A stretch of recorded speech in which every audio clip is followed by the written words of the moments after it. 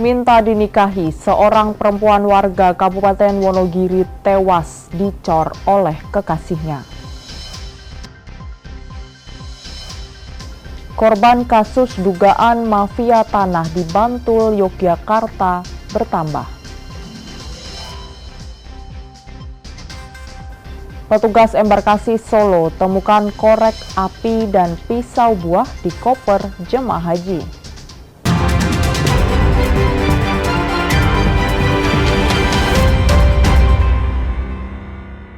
Saudara, bagaimana kabar Anda? Selain 3 informasi tadi, sejumlah informasi menarik lainnya akan kami hadirkan untuk melengkapi Kompas Jateng pagi ini.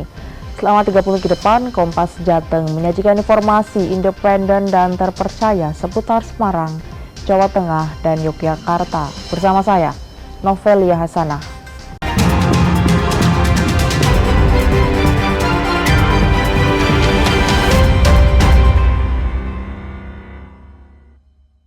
Mengawali Kompas Jateng pagi ini, saudara, gara-gara urusan asmara, seorang perempuan di Kabupaten Wonogiri, Jawa Tengah ditemukan tewas di pekarangan rumah milik orang tua kekasihnya. Sebelumnya, korban dilaporkan hilang sejak pertengahan Februari lalu. Tragisnya, jasad korban ditemukan dalam sebuah lubang yang di atasnya ditutupi papan dan kemudian dicor. Jasad korban ditemukan di halaman sebuah rumah di Desa Ngadirojo Lor, Kecamatan Ngadirojo, Kabupaten Wonogiri, Jawa Tengah pada 1 Mei 2025. Saat ditemukan, jasad korban dikubur di dekat kandang itik. Untuk menyembunyikan aksi jahatnya, pelaku membungkus jasad korban lalu dikubur dan dicor. Usai dievakuasi, jasad korban dibawa ke RSUD Dr. Muwardi Solo untuk proses otopsi. Bongkar dan disaksikan oleh Pak RW dan serta masyarakat yang ada, korban dicor itu tidak seperti yang ada yang fakta di lapangan. Yang jelas yang dicor adalah setelah korban dibungkus plastik dengan tampilan yang kami lihat, kemudian dilapis dengan karpet, dimasukkan dalam lubang kubur yang kurang lebih dalamnya 1 meter, ditutup dengan papan dan dicor semen dengan batu bata. Itu yang faktanya. Pelaku adalah kekasih korban bernama Joko Nur Setiawan yang berusia 34 tahun, sementara korban perempuan berusia 48 tahun. Kejadian bermula ketika korban mengancam akan mengumumkan kasus perselingkuhannya karena permintaan minta dinikahi ditolak oleh pelaku, kemudian berujung cekcok hingga pelaku yang merupakan kekasih korban nekat menganiaya korban hingga tewas. Motifnya dia itu ngejar saya, ingin dinikahin. Terus beneran nggak mau? Ya, saya nggak mau. Alasannya saya kan udah punya anak istri. Oke. Terus Ya. selain itu ada motif lain? Ya, motifnya yang lain itu aku punya tabungan. Ya. Pinjaman. Berapa? 15 juta. Terus caranya membunuh dengan cara bagaimana? Dengan saya cekek. Oke. Ya. Dari belakang. Dari belakang. Ya. Dikuburkan. Ya. Dengan cara gimana? Di belakang rumah dengan digali ya. Digali, Ya. terus Dikubur. Terus setelah itu dikubur dengan tanah. Dikubur dengan tanah. Terus Dan saya cor. dicor. Saya tutup tanah lagi. Tujuannya dicor agar Biar tidak bau. Pelaku dijerat dengan pasal pembunuhan berencana dengan ancaman pidana paling berat adalah hukuman mati atau seumur hidup. Nicholas Irawan, Kompas TV, Wonogiri, Jawa Tengah. Kita beralih ke sorotan lainnya, saudara. 4 orang saksi dari keluarga korban dan teman korban dalam kasus penembakan siswa SMK Negeri 4 Kota Semarang dihadirkan saat sidang dengan agenda keterangan saksi di Pengadilan Negeri Kelas 1 Semarang. Kuasa hukum korban mengaku ada tekanan kepada saksi korban saat dilakukan pemeriksaan terhadap teman korban. Sidang dengan agenda keterangan saksi terkait kasus penembakan siswa SMK 4 Kota Semarang yang digelar di Pengadilan Negeri Semarang Senin kemarin, Jaksa Penuntut Umum menghadirkan 4 saksi beserta barang bukti. Orang tua dan paman korban yang didampingi LPSK pun turut mendapat pertanyaan dari hakim. Sementara pemeriksaan teman korban yang masih di bawah umur dilakukan secara tertutup dengan menunjukkan barang bukti. Dan kuasa hukum korban mengaku ada tekanan dari kuasa hukum terdakwa kepada saksi anak yang merupakan teman korban saat mereka memberikan keterangan di ruang sidang. Karena pengacara terdakwa itu berusaha menggiring.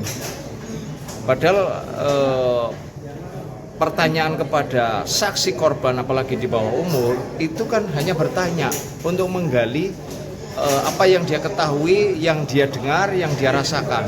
Jadi berkali-kali mau menggiring, mengalihkan seolah-olah terdakwa dalam kondisi terancam nyawanya. Ini arahnya ke sana. Kalau tidak ya terdakwa dalam rangka untuk menyelamatkan nyawa orang lain, seolah-olah itu. Sementara itu, kuasa hukum terdakwa menyangkal adanya tekanan kepada para saksi anak. Nah, itu tidak ada pun tekanan di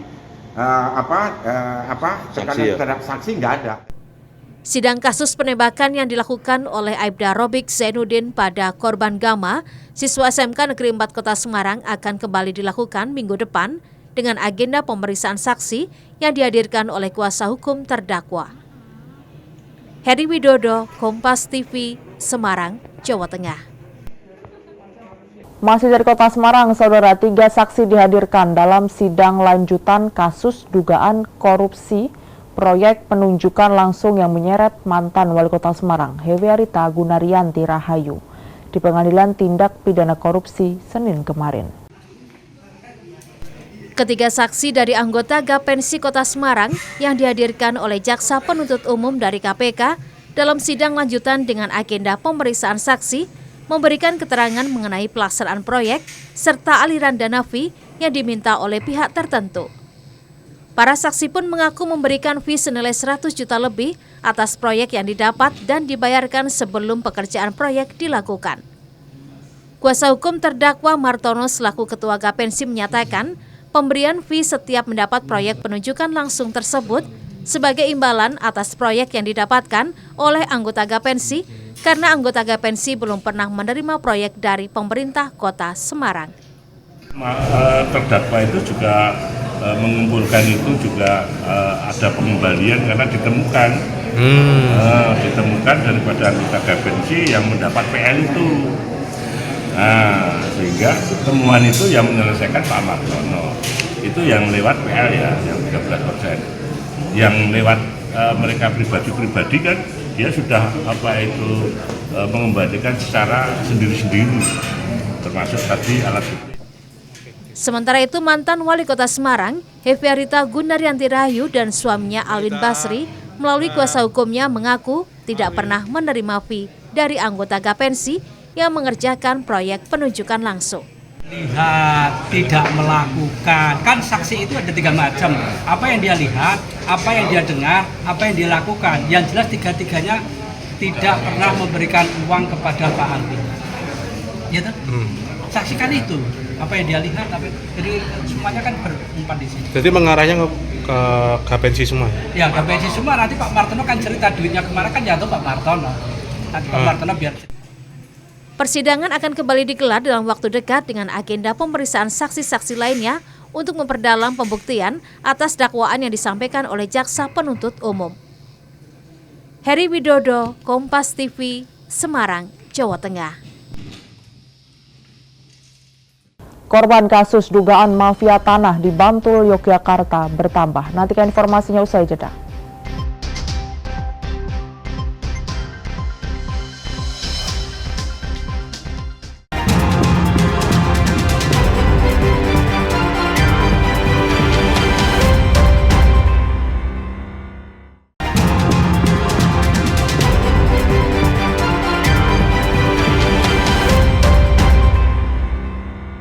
Masih di Kompas Jateng bersama saya, Noveli Hasanah. Polda Daerah Istimewa Yogyakarta membenarkan adanya laporan penipuan dan penggelapan sertifikat tanah milik warga di Bantul, Yogyakarta. Laporan polisi tersebut dilayangkan oleh Brian Manov selaku ahli waris tanah mendiang ayahnya Sutono Rahmadi. Kasubit Penmas Bidang Humas Polda Daerah Istimewa Yogyakarta menyatakan kasus yang dilaporkan tersebut masih dalam penyelidikan polisi. Kasus penipuan dan penggelapan sertifikat tanah tersebut mencuat karena diduga memiliki keterkaitan dugaan mafia tanah dalam kasus Batu Pon. 30 April 2025 kami telah menerima laporan polisi dari saudara BM terkait dengan penipuan dan penggelapan di wilayah Kasihan Bantul. Saat ini untuk kasusnya sedang kita pelajari. Untuk selanjutnya nanti kita melaksanakan penyelidikan dan penyidikan. Sebelumnya, seorang ibu rumah tangga mengaku tidak pernah menjual tanah seluas 2.275 meter persegi warisan suaminya kepada pihak lain. Namun mendadak mereka didatangi petugas bank dengan klaim akan menyita tanah yang mereka tempati. Mereka pun melaporkan 3 orang, di mana 2 diantaranya yang dimintai tolong mengurus pecah sertifikat Batu Pon yang terancam kehilangan tanahnya. Runtut dari kelurahan itu juga tidak ada proses jual beli dan sebagainya, sehingga kita kemarin tanggal 30 buat laporan ke Polda untuk agar bisa diproses untuk kasus mafia tanah ini. Harapan saya sertifikat bisa kembali lagi ke tempat kami dan juga punya Batu Pon dan mungkin korban-korban lainnya bisa segera kembali lagi. Kasus dugaan mafia tanah ini terdapat orang yang sama dengan kasus mafia tanah Batu Pon. Kuat dugaan, kasus tersebut dilakukan oleh jaringan mafia tanah yang sama dan kerap melakukan aksinya di Kabupaten Bantul, Yogyakarta. Michael Aryawan, Kompas TV, Bantul, Yogyakarta. Yang juga menjadi sorotan pagi ini, Saudara, Presiden ke-7 Joko Widodo menyebut alasan dirinya melaporkan 5 orang terkait tudingan ijazah palsu untuk membuat pembelajaran. Ia merasa dihina dan direndahkan dengan adanya tuduhan tersebut. Menanggapi adanya tudingan kriminalisasi dalam hal pelaporan Jokowi ke Polda Metro Jaya beberapa waktu lalu, Jokowi menyatakan pelaporan tersebut bisa menjadi pembelajaran bagi siapapun. Ia merasa dihina dan direndahkan dengan tudingan ijazah palsu dan memutuskan untuk melawan siapapun yang berusaha memfitnahnya. Ya, ini kan bukan objek penelitian. Kan sudah menghina saya sehina-hinanya. Sudah menuduh ijazah itu ijazah palsu. Sudah merendahkan saya serendah-rendahnya. Ya nanti dibuktikan lewat proses hukum. Nanti akan kita lihat di proses di pengadilan seperti apa. Jokowi bilang selama ini ia diam karena masih menjabat. Namun setelah purna, dirinya memiliki hak yang sama sebagai warga negara. Widi Nugroho, Kompas TV, Solo, Jawa Tengah. Informasi lainnya, Saudara, guna memaksimalkan penyerapan gabah di petani dan menunjang gudang miliknya yang sudah penuh, Bulog Semarang telah menambah gudang dengan menyewa. Saat ini, Bulog Semarang sudah menyerap 33.000 ton setara beras. Pemimpin Bulog Cabang Semarang, Randy Ardiansyah, mengatakan penambahan gudang tersebut untuk mendukung proses kegiatan panen gabah atau beras petani. Dengan kondisi kapasitas gudang yang penuh, bukan menjadi kendala untuk tetap melakukan penyerapan gabah dan beras di petani. Untuk stok beras saat ini yang dikuasai oleh Bulog Semarang sekitar 55.000 ton dan diperkirakan mencukupi untuk kebutuhan hingga awal tahun 2026. Penyerapan gabah dan beras petani saat ini jauh lebih besar dibandingkan penyerapan pada tahun-tahun sebelumnya. Pertanggal 2 Mei 2025, Bulog Semarang sudah menyerap 33.000 ton setara beras dan jumlahnya akan bertambah karena saat ini masih masa panen. Penyerapan beras, meskipun gudang kita di wilayah kerja Kabupaten Semarang hampir penuh, kami tetap melakukan penyerapan beras. Jadi bisa dilihat di sini bukan beras semakin banyak, kegiatan penyerapan tetap berlangsung. Jadi saat ini tidak ada alasan bagi kami Perumbulok untuk tidak melakukan penyerapan. Semoga di sisa waktu bulan Mei ini dapat kita maksimalkan penyerapan beras di wilayah sentra produsen wilayah. Bulog Semarang akan terus menggencarkan serapan gabah dan beras di petani dengan harapan harga gabah di tingkat petani terjaga sesuai harga pembelian pemerintah minimal sebesar Rp6.500 per kilogram. Senot Puji, Kompas TV, Semarang, Jawa Tengah. Petugas embarkasi Solo temukan korek api dan pisau buah di koper jemaah haji. Nantikan informasinya usai jeda.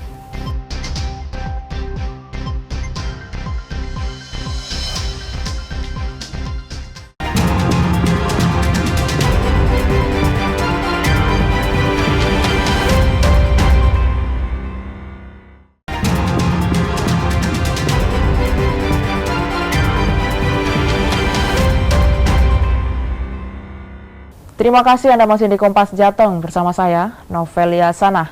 Seorang calon jamaah haji dari Kloter 4 embarkasi Solo meninggal dunia saat perjalanan dari Indonesia ke Madinah.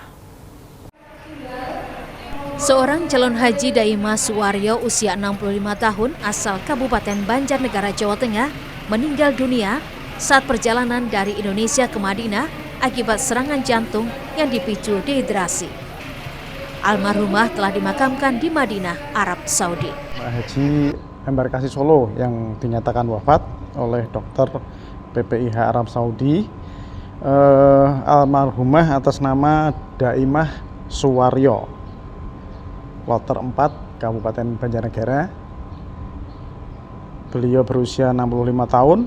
Beliau dinyatakan wafat di pesawat hari Sabtu tanggal 3 Mei 2025 jam 3:12 waktu Arab Saudi. Waktunya meninggal saat dalam perjalanan. Ya, menjelang mendarat di Bandara Madinah. Penyebabnya kardiogenik, serangan jantung. Pemicunya dehidrasi. Selanjutnya sudah dilakukan pemakaman dan didampingi oleh suaminya karena memang beliau berangkat bersama suaminya.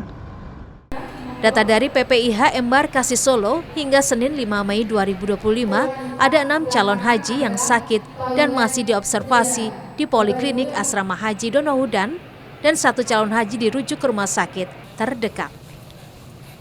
Nicholas Irawan, Kompas TV, Boyolali, Jawa Tengah. Sementara itu, Saudara, seorang juru parkir di Kabupaten Sragen, Jawa Tengah bersama istrinya akan berangkat ibadah haji tahun ini. Mimpinya berangkat ke Tanah Suci terwujud setelah 13 tahun menabung. Sugianto, warga Kampung Purwosari, Kelurahan Kroyo, Kecamatan Karangmalang, Kabupaten Sragen, Jawa Tengah, dengan sigap memandu setiap pengendara yang akan parkir.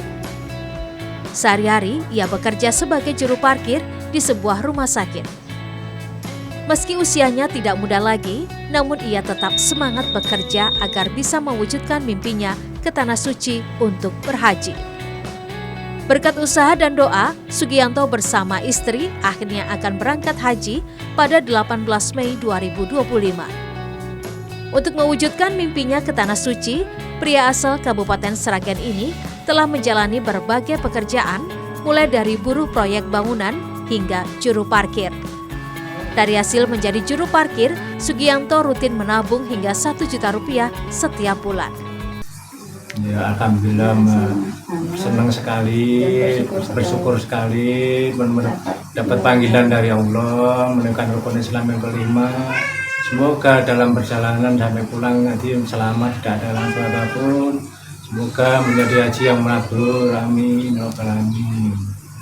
Mulai daftar haji 2012, menabung tiap bulan 1 juta untuk berdua.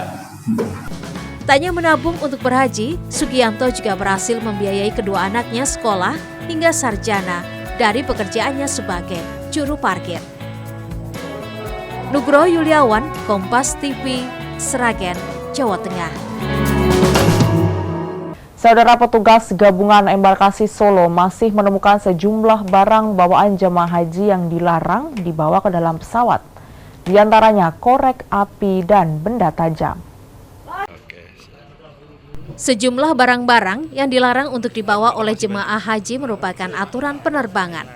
Sehingga barang-barang calon haji seperti korek api, cairan air mineral melebihi 100 ml, dan benda tajam seperti pisau buah terpaksa disita.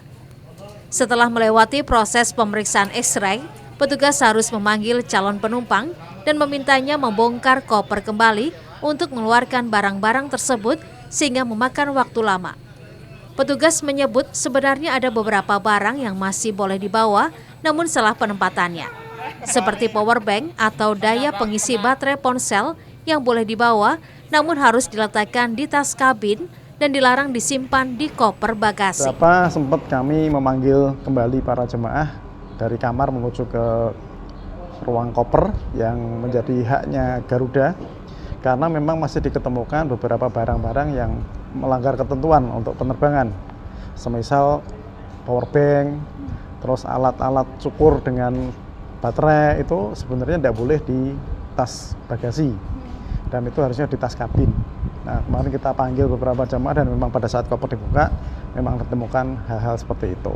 Kita menghimbau agar sejak dari awal, sejak dari rumah jemaah haji bisa memperhatikan ketentuan penerbangan. Hal-hal yang boleh di tas kabin, di tas bagasi itu bisa dipenuhi, disesuaikan ketentuan sehingga sampai di sini pun nyaman, tidak ada harus bongkar koper lagi. Sedangkan yang di koper kabin yang masuk persiapan pemberangkatan di Musdalifah yang banyak ditemukan itu ya alat cukur, pisau kecil yang mungkin untuk kupas buah itu, cairan di atas 100 ml, korek api itu memang masih beberapa ditemukan. Walaupun toh pada saat persiapan pergerakan jamaah dari kamar menuju Musdalifah sudah kita sampaikan hal-hal yang memang tidak boleh masuk di gedung Musdalifah, tapi ya mungkin ada yang lupa terus malas juga bongkar sehingga pada saat melalui X-ray di sini ketahuan dan harus dikeluarkan. Barang-barang yang dilarang tersebut tidak disita, namun dikumpulkan dan diserahkan kepada petugas daerah. Kemudian setelah pulang dari ibadah haji, barang-barang yang diamankan tersebut bisa diambil kembali dengan berkoordinasi dengan petugas daerah. Nicholas Irawan, Kompas TV, Boyolali, Jawa Tengah. Informasi tadi sekaligus mengakhiri Kompas Jateng hari ini. Saya, Novelia Sanah, mewakili kerabat kerja yang bertugas mengucapkan terima kasih atas perhatian Anda. Selamat mengikuti acara kami selanjutnya di Kompas TV, independen, terpercaya. Sampai jumpa.